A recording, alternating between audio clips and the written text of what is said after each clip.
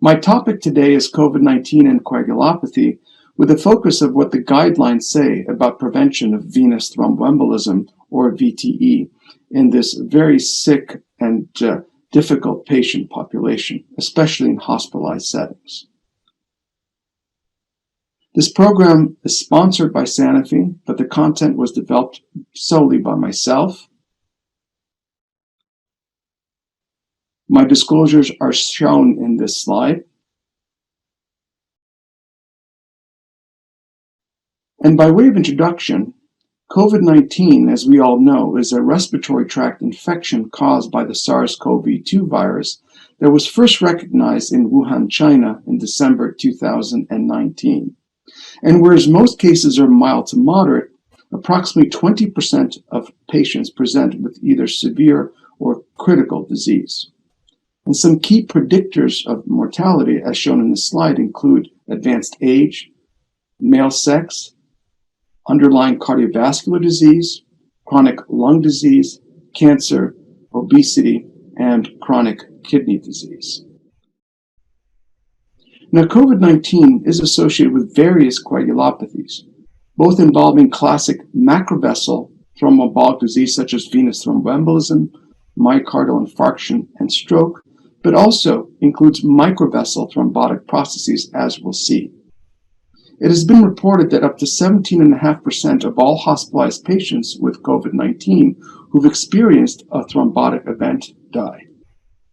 Some key predictors of thrombosis in hospitalized COVID-19 patients are very similar to predictors of mortality in the same patient population. Patients with advanced sepsis, as shown by an elevated sepsis-induced coagulopathy score, very elevated D-dimers, especially greater than 6 times the upper limit of normal, portend both a poor prognosis and an increased risk of thrombosis. Patients who have advanced age, who are obese, who have underlying cardiovascular morbidity, and importantly, patients who have a stay in the ICU and require medical ventilation are all at increased risk of thrombosis.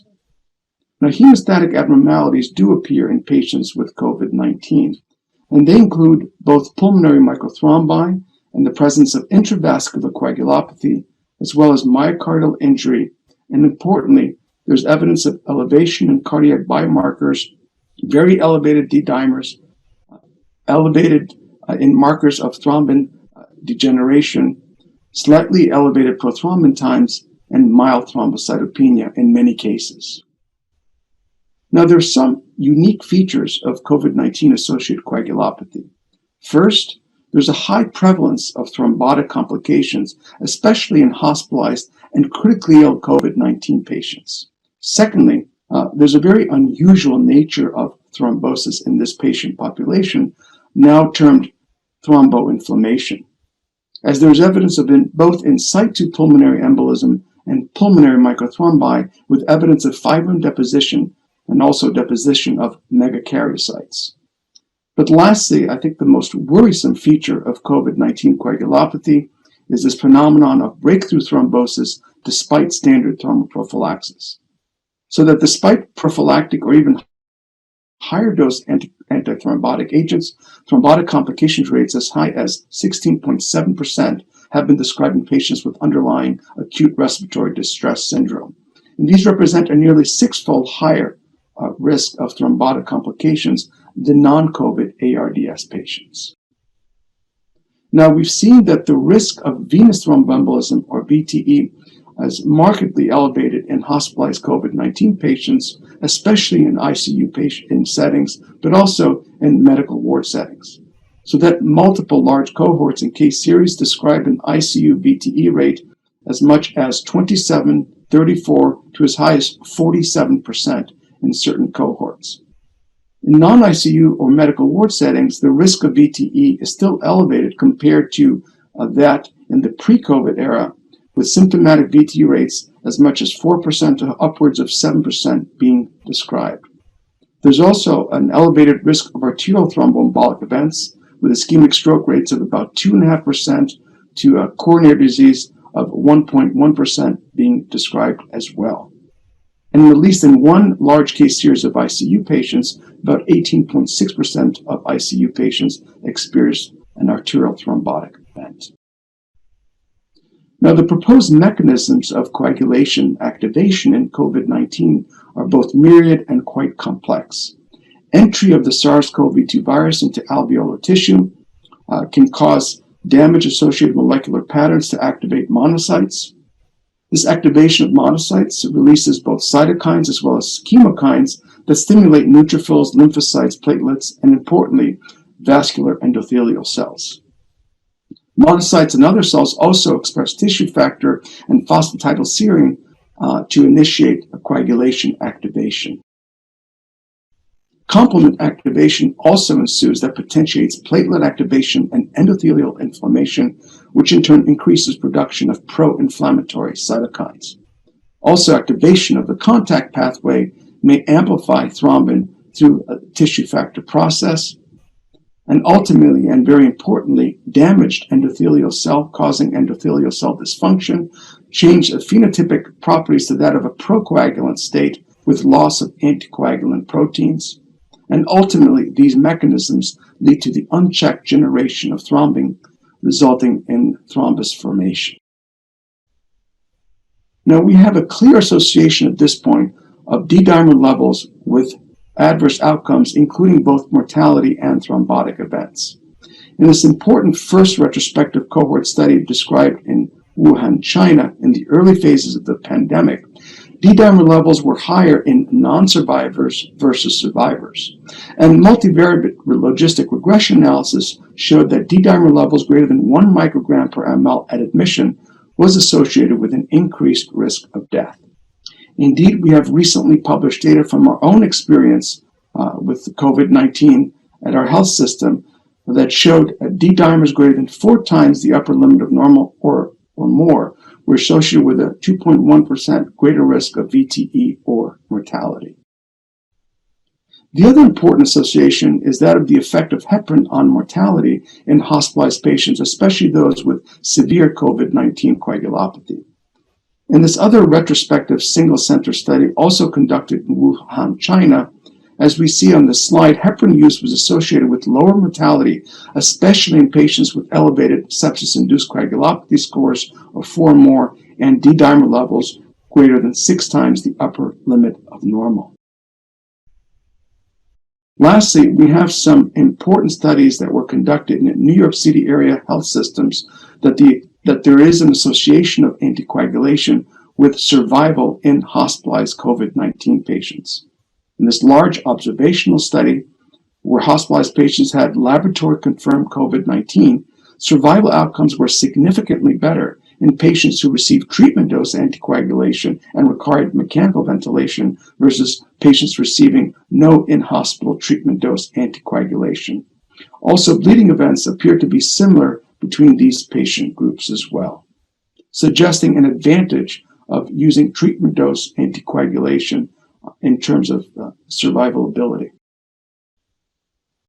Now, because of these very worrisome concerns with respect to COVID-19 coagulopathy, both the national and international guidance documents were very quickly developed to guide the management and prevention of VTE in hospitalized COVID-19 patients. We see here documents from multiple U.S. and international groups, including the American College of Cardiology, the Anticoagulation Forum, the American Society of Hematology, CHEST, the International Society of Thrombosis and Hemostasis, the NIH, as well as the WHO. And there were many similarities among these various guidance documents with respect to thromboprophylactic strategies in hospital. So the vast majority of these guidance documents recommended the use of pharmacologic thromboprophylaxis in standard doses for hospitalized patients with COVID-19, as long as they did not have an absolute contraindication to pharmacologic thromboprophylaxis. And again, for the most part, these guidance documents recommended the use of low liquid heparin as the preferred agent, both in order to limit interaction between patients and healthcare workers, as well as low liquid heparin's more predictable pharmacokinetic effects and less tendencies for drug-drug interaction. Of course, the use of unfractured heparin was recommended over low liquid heparin in patients with an acute kidney injury, or those patients whose creatinine clearance was less than 15 to 30 mils per minute. Now, some guidance documents, as we'll see, advocated for post-hospital discharge thromboprophylaxis with a direct oral anticoagulant. However, because of the rapidly evolving nature of COVID-19 coagulopathy, as data evolves over time, guide updates on these guidance documents will become available. Now, I'll explain some of the key highlights of these guidance documents. We have here the CHEST guidelines on VTE prophylaxis in hospitalized patients with COVID-19. And these guidelines advocated both in non-critically ill as well as critically ill hospitalized COVID-19 patients the use of parenteral in-hospital thromboprophylaxis with a preference of low liquid heparin over unfractionated heparin to limit staph exposure, and also due to the fewer incidence of drug-drug interactions in this population. These agents also recommended against the use of antiplatelet agents, and they recommended the use of standard prophylactic doses of thromboprophylaxis over other dosing schemes such as intermediate or full treatment dose.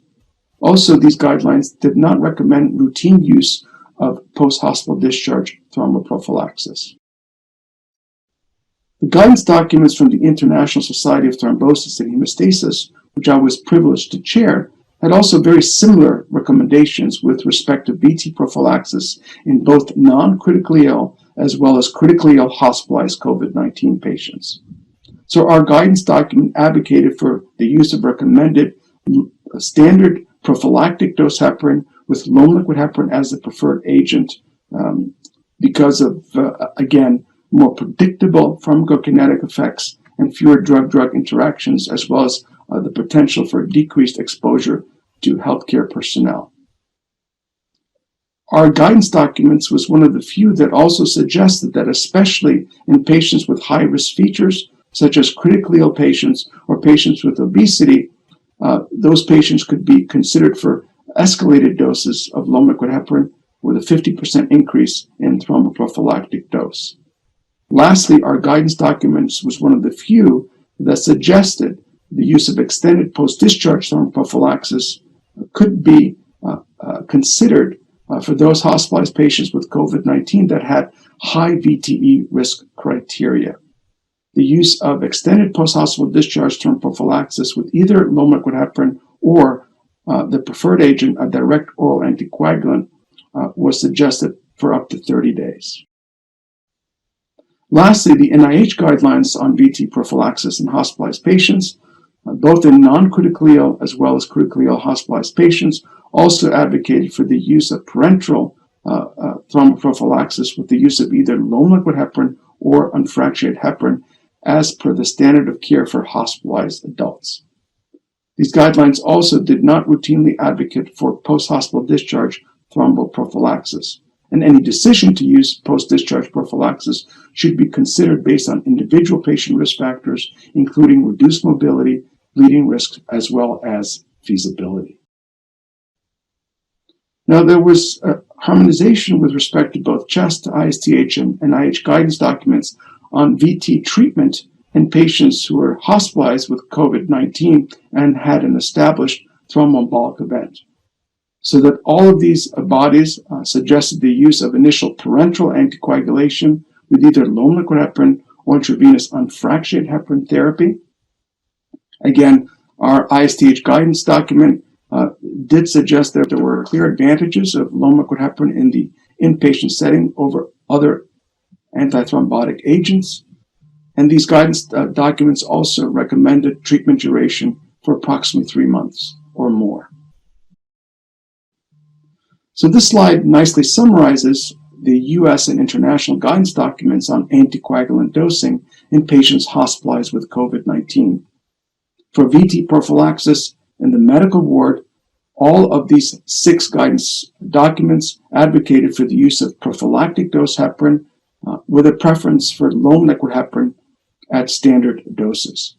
For ICU patients as well, these 6 guideline bodies also advocated for the use of prophylactic dose heparin, again with a preference for low liquid heparin at standard prophylactic doses, with the exception of our ISTH guidance statements that suggested one could increase the dose to intermediate dose in patients with certain high VTE risk factors. And again, at least some of the guidance documents, including the ACC document and ISTH document, advocated for the use of post-discharge thromboprophylaxis, preferably with a direct oral anticoagulant, depending on patient risk factors, and in those patients who had high VTE risk factors for up to 30 days. For VTE treatment in patients with confirmed venous thromboembolism, most of the guidance statements advocated for the use of therapeutic dose parenteral agents and length of therapy for up to 3 months.